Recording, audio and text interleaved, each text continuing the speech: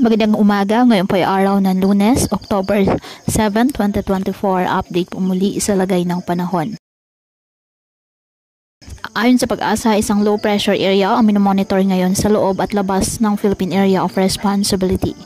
Ang LPA sa loob ng PAR ay nakapalo po sa Intertropical Convergence Zone or ITCZ na nakakaapekto sa Southern Luzon, Visayas at Mindanao.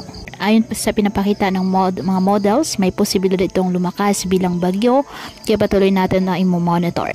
Ngayong araw, dahil po sa low pressure area at ng ITCZ, asahan na maulap na halangitan na may kalat-kalat na mga pag-ulan at thunderstorms sa Metro Manila, Calabarzon, Mimaropa, Bicol Region at Visayas.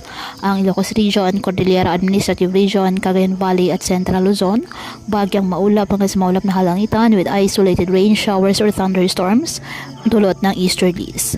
Apektado rin po ng ITCZ ang Mindanao. Kaya patuloy pa rin po natin na pinag-iingat ang ating mga kababayan sa banta po ng mga pagbaha at pagguho ng lupa, at ugalin po na magdala palagi ng payong o kahit anumang panangga sa ulan sa tuwing lalabas ng ating mga tahanan.